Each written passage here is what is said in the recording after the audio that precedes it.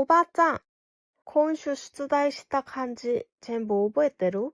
今日は5問まとめて復習しよう。全部読めたら、あなたすごい。さあ、始めよう。まず1問目。この漢字読めるかな？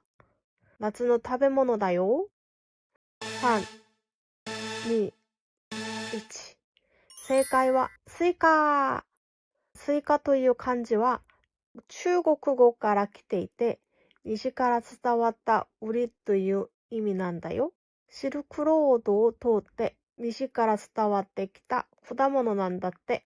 2問目。これは知ってる食べ物だよ。でも漢字で読めるかな？ 3、2、1。正解は蜂蜜。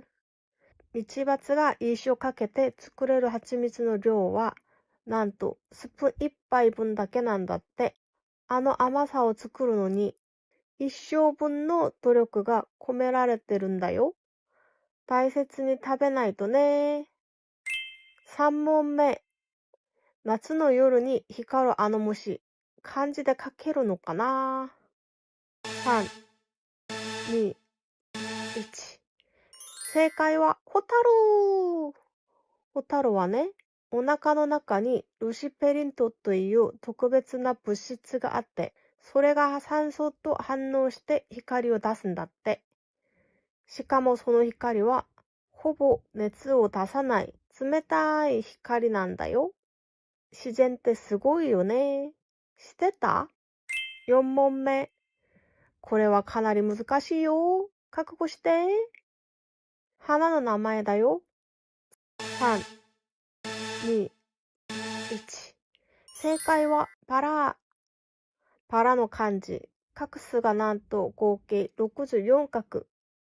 日本で最も難しい漢字の一つなんだよ。しかもバラの時計はね、もともと葉が変形してできたものなんだって。虫や動物から身を守るための進化なんだよ。知ってた？これ読んだ人本当にすごい。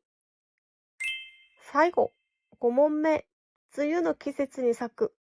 あの美しい花。読めるかな？ 3、2、1。正解はアジサイ。アジサイはね、土の酸性度によって色が変わるんだよ。酸性の土だと青、アルカリ性だと赤やピンクになるんだって。だから、七変形って別名もあるんだよ。同じ花なのに、咲く場所によって全然違う色になるなんて、不思議だよね。知ってた？全5問どうだった？全部読めた人はすごい。コメントで何問正解できたか教えてね。毎週月曜から金曜まで毎日1問ずつのトレ漢字クイズを出しているよ。チャンネル登録して来週も一緒に脳トレしよう。